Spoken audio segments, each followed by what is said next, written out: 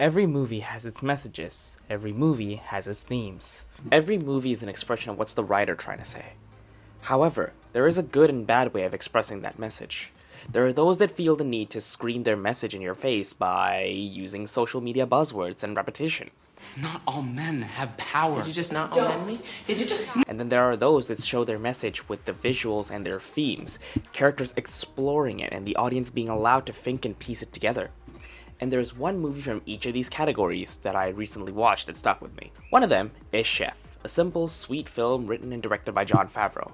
Most of you know him as the showrunner to The Mandalorian, the best Star Wars show in the history of the galaxies. Is that a bench? And also the Book of Boba Fett. Oh, I'm sorry, I've been told that we don't talk about Boba Fett.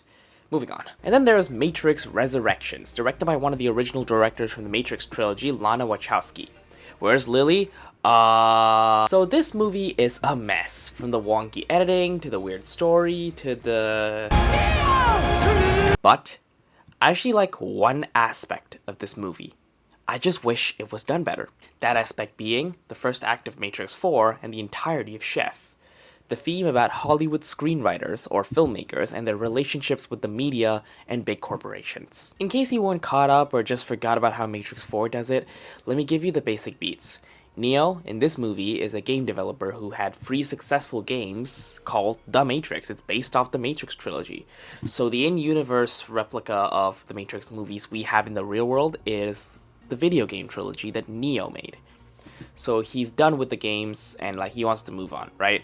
But then Smith, the Jonathan Groff character, sits him down and explains how their parent company, Warner Brothers, you know Warner Brothers, right? The actual producers of the movie that you are watching, they're gonna make a 4th movie with or without him. So Neo has no choice but to come back to the writer's room and start conceptualizing a 4th movie. In the writer's room, oh boy. Want us up in their gray space, switching their synaptic WTF light on. I like my games big, loud, and dumb. We need guns. Lots of guns. Matrix is mind-born. Obviously, the Matrix is about Trans politics. Crypto-fascism. It's a metaphor. Of capital. bullet time. Bullet time. It kinda makes sense that the message would go in this direction.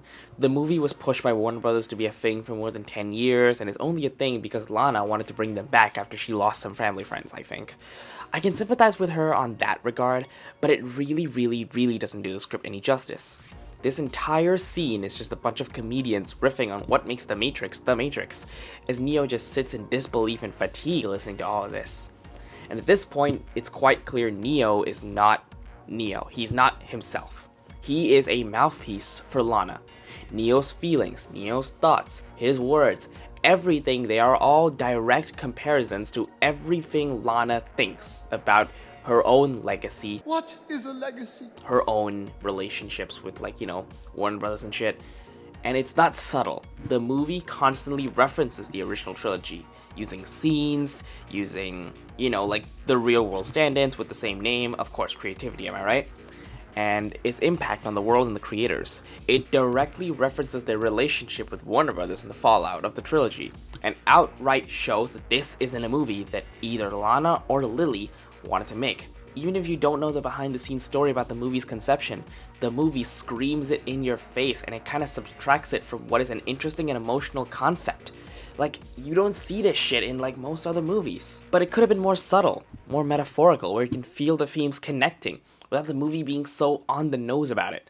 Something like... Fucking shit on my shit! In this movie, we follow Carl, a really talented chef who wants to create something, who wants to make things, who wants to add something to this world. But the restaurant he works at forces him to stick to the status quo and make subpar stuff, no matter what. This earns the mockery of a food blogger / critic, and in a certified boomer moment, Carl ignites a Twitter beef with the critic, a sequence of events follow, Carl loses his job and respect. Then after a trip to enjoy some Cuban food, he realizes, hey, I can make this shit where I live. So he does. His love for cooking is ignited, and he can make whatever he wants to make without a boss to tell him what to do. So this is a real cool story, right? So what's the theme here? Cooking. The passion for cooking. That's the surface level theme you get. Well, what if I told you that the movie came about only because Jon Favreau was tired of making big budget movies and just wanted to make a simple film? Would you have seen that theme in the movie? You would probably say no.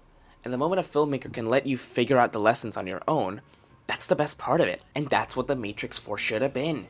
Letting you empathize with the characters on their own without shoving the real-world equivalents on them down your throat. You're taken out of the immersion with The Matrix 4 because the analogies for the creators' dissatisfaction with their corporate parents are not analogies at all. They are screaming exactly what the movie wants you to know in your face, and the comparisons are 100% 1-to-1. You pick it up on your first viewing. I know I did. I don't know about the rest. But on first viewing, how many got the analogy that Chef was trying to go for? On your first viewing, it was much more likely that you would walk away from it thinking it was a show about cooking. And you're right, it gives you something to think about, even if you don't know the filmmaking comparison. Audiences are smarter than writers give them credit for. No matter how young your audience is, if your movie can bring forth its themes, messages, and story in a smooth, subtle, and pleasing way, audiences can understand what your movie is trying to say after they think about it for themselves. And if your movie screams its message at you constantly, I'm sorry, but you have made a billboard, not a movie.